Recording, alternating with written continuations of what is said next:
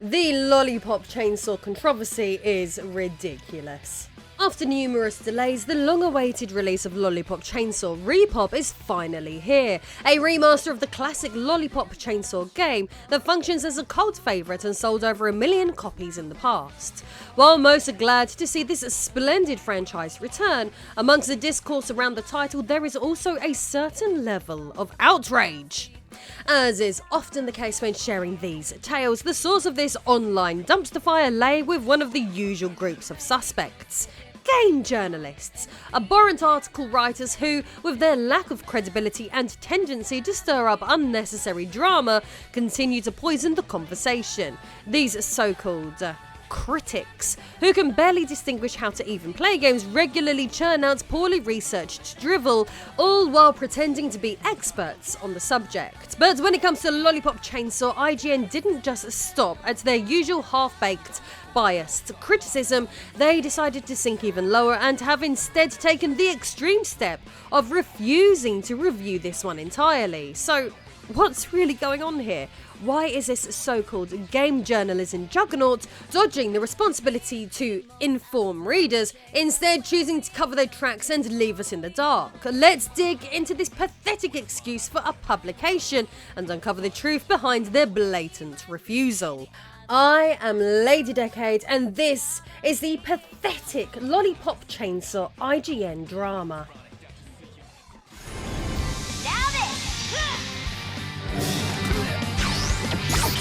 Ah yes, the beautiful Lollipop Chainsaw, a classic hack-and-slash action video game developed by Grasshopper Manufacture and published by Warner Bros. Interactive Entertainment. Originally released back in 2012 for the PlayStation 3 and Xbox 360, this game quickly garnered a cult following due to its fun gameplay, standout presentation, and engaging premise.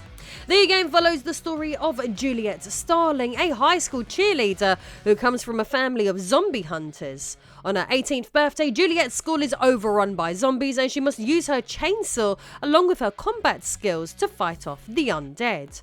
Amongst connoisseurs, the title is celebrated for its dark humour, over-the-top violence and stylised visual aesthetic, which combines a bubblegum colourful world with gory action. The game oozes appeal. Speaking of games that ooze appeal, most modern games, or even retro ones for that matter, are getting increasingly expensive, aren't they? But fear not, I know where you can get up to 90% off of thousands of modern, retro, indie and AAA games, and big deals on even the most recent releases. Use my affiliate link via the pinned comment and grab a bargain today. As for Lollipop Chainsaw, the gameplay includes combos, chainsaw-based combat, and upgrades, along with mini-games and boss fights that add variety to the action.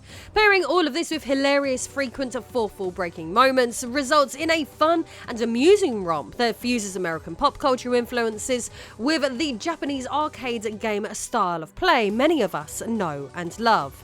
Bearing this in mind, it's unsurprising that Lollipop Chainsaw's fanbase is extremely happy to see it arrive on modern hardware.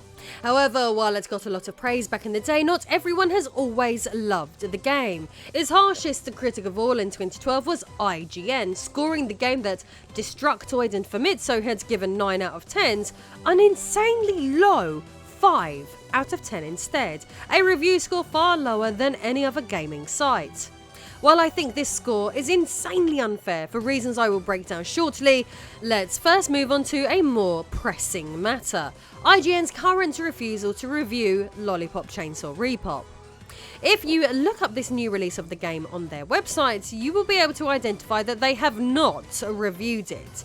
Within their basic summary, they declare that Lollipop Chainsaw Repop is a remake of the original Lollipop Chainsaw, which leaves the story unchanged, with the focus on quality of life improvements and additional gameplay content. So, as you can see, no legitimate excuse has been given as to why they are refusing to grade Repop on their website. IGN's short summary regarding the game seems to suggest that because the game is a revised version of a previous released game from over a decade ago, then therefore it is completely undeserving of any critical scrutiny. A false potential reason for a cop-out, considering that they seem to review remakes and remasters all the time. Take Metroid Prime, for example. They gave the original version of the game a 9.8 out of 10 on the GameCube. Then, when it was remastered to be experienced on the Nintendo Switch, they gave it a 10 out of 10 due to its improvements. Sometimes they even go as far as to cover what is essentially the same game 3 times. They first reviewed The Last of Us on the PS3, giving it a 10 out of 10. Then they gave the remastered PS4 version another 10 out of 10 before downgrading The Last of Us in its Part 1 form on the PS5 to a 9 out of 10. They justify giving the improved and refined version of the game a lower grade due to it not being retrofitted with every one of the sequel's best changes. If we are to see IGN's review of Lollipop Chainsaw from 2013 as still valid, then these different review scores given to The Last of Us on different pieces of hardware shouldn't exist, especially if the most refined version of the game has the lowest review score. This makes their entire system nonsense. For example, if The Last of Us on the PS5 remake is improved and refined, it should logically deserve a higher score, not a lower one. Downgrading a game that is more polished compared to its predecessors contradicts the very purpose of improvements in a remake or remaster. One thing is for sure, the reasoning for downgrading The Last of Us remake on the PS5 appears inconsistent with how they reviewed other remastered titles like Metroid Prime. While Metroid Prime was praised for its improvements, the same standards were not applied to The Last of Us PS5 version. This selective application of review criteria undermines their justification for the downgrade, thus demonstrating that IGN's approach to reviewing games is unhinged and lacks any transparent logic. So, from what we have discussed thus far, from game to game at least, IGN's rating system doesn't seem to have any coherent logic behind it anyway. It appears that they just award games with numbers for clicks. But with this in mind, this still doesn't explain why they chose to ignore Lollipop Chainsaw Repop, yet go to the effort of reviewing other remakes and remasters. It feels like IGN might have a different reason as to why they are actively choosing not to review this game, and sadly, it strongly seems like the answer to this question lies within the culture wars. As highlighted a lot on this channel over the last year, many game journalists are aggressively progressive, with them often notoriously opting to use video game reviews as a medium to push their political views and often wild opinions to the forefront. While the likes of Kotaku and TheGamer.com are notorious for their biased reporting, IGN has also jumped on the bandwagon this year, stirring up plenty of controversy. Two glaring examples that come to mind, both thoroughly dissected here, involve IGN France and their absurd claim that Eve from Stellar Blade is an unrealistic representation of a woman that could supposedly drive real girls to unalive themselves. Then there was the debacle when one of their journalists penned an incoherent hit piece on the Black Myth Wukong development team, digging up edgy jokes from nearly 20 years ago to accuse them of sexism and misogyny baselessly. This isn't journalism. It's ideological activism masquerading as news, and we need to keep calling this out for what it is. The phrase never gets old. You can't spell ignorance without IGN.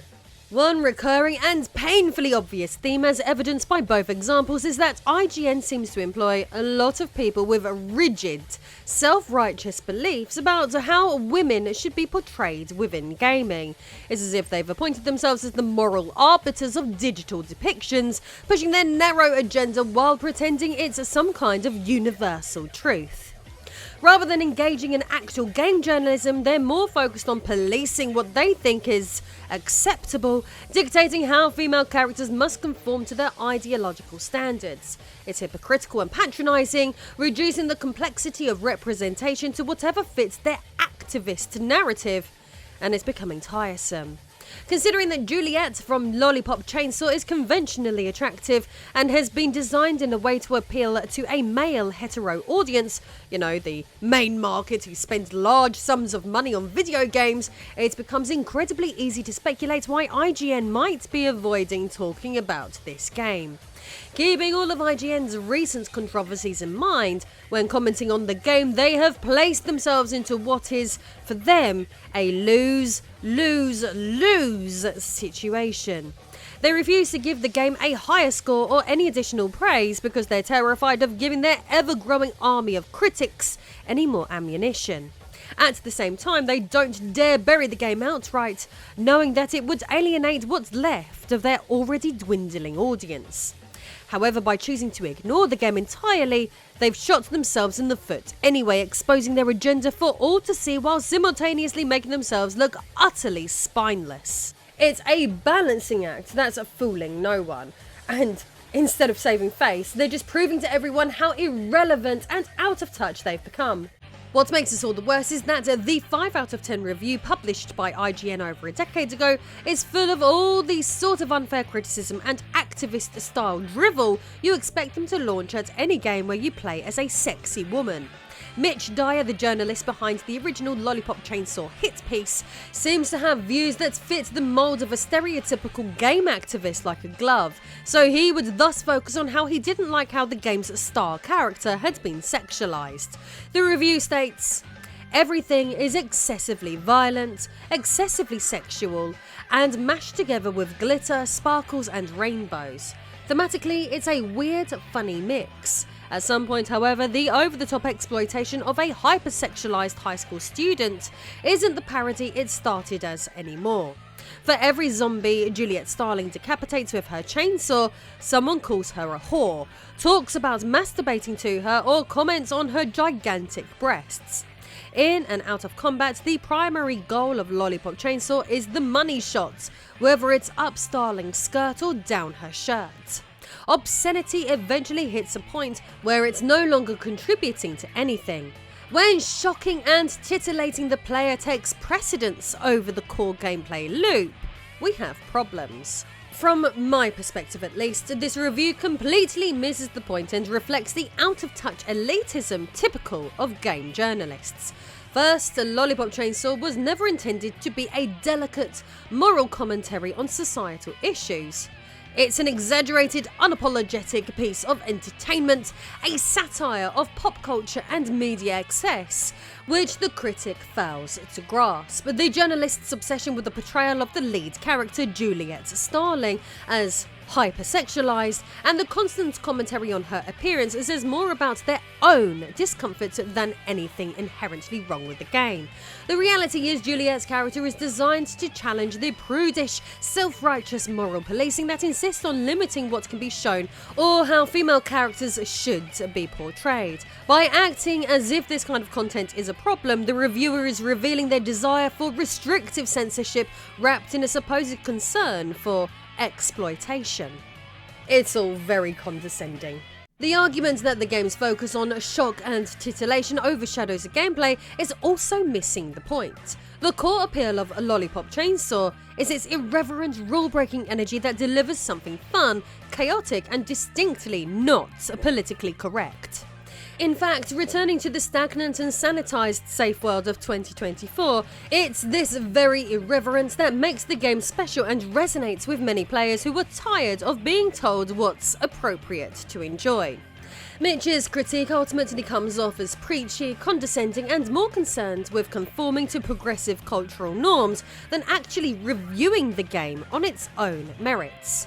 If you're easily offended or looking for moral lessons in your entertainment, this game clearly isn't for them, but Mitch could have made that clear without giving the game such a low score. But to frame Lollipop Chainsaw as some sort of cultural problem because it refuses to comply with politically correct sensibilities only proves that the reviewer doesn't understand satire, fun, or why people might want to escape into a world that doesn't constantly preach to them. The real problem here was never the game. It's the uptight, moralistic critics who think everything needs to fit their narrow, puritanical worldview and, more broadly, IGN and their ilk. What makes this tale all the crazier is that Mitch Dyer, the writer behind the original hit piece, is remembered for his many notorious blunders in game journalism, perhaps most infamously his incredibly unfair burial of Double Dragon Neon, a title that is considered today as one of the greatest Double Dragon games of all time. This time, however, it was not just downgraded due to him not enjoying the sexualization of women, but get this, because he believed beat-em-ups was a dead genre and, in his own words, never ever coming back. assigning the game an insultingly low 4 out of 10. Past this point, not only would Double Dragon Neon become a fan favourite that has now seen releases on multiple generations of different hardware, but the beat-em-up genre came back and became mainstream, resulting in the success of River City Girls, Streets of Rage 4, Shredder's Revenge, and so many more. This guy is clearly just a massive idiot, providing even more justification for why IGN should have reviewed Lollipop Chainsaw Repop. Mitch Dyer has some of the worst gaming takes that have ever been published online. Unsurprisingly, clearly having a distaste for playing most video games, Mitch Dyer quit IGN in 2016, instead becoming a writer and working on the story of Star Wars Battlefront 2. Since then, Mitch Dyer has been less in the public spotlight compared to his time at IGN, with most of his updates relating to his career in game writing and development. An arguably wise move considering some of his hot takes. IGN's handling of Lollipop Chainsaw Repop's review, especially when juxtaposed against other 2024 releases, highlights a frustrating inconsistency. The original game, though initially marred by politically motivated critiques, garnered a dedicated fanbase, and Repop stands as a testament to its lasting appeal. When a game like Dustborn, widely rejected by the gaming community, can earn a 7 out of 10, or Concord can secure a similar score only to be pulled from the marketplace within days, it raises legitimate questions about IGN's credibility in evaluating games fairly. For a game like Lollipop Chainsaw to receive a worse score than these clear missteps feels not only unjustified but dismissive of its millions of fans. The disparity in scoring between popular titles and obvious commercial failures underscores a deeper issue in gaming journalism, where bias and misplaced priorities can tarnish a game's legacy. In the case of Lollipop Chainsaw Repop, fans and critics alike deserve a review that respects the game for what it offers, rather than one tainted by misguided comparisons and past prejudices. Honestly, IGN. Don't forget you can get up to 90% off of thousands of AAA, indie, modern and retro games by using my affiliate links via the pinned comments. That's where you can make huge savings, or if you want to support independent voices such as my own in a more personal way, then gain access to my behind the scenes cosplay library and more by becoming a backer on Patreon. I'll speak to you over there.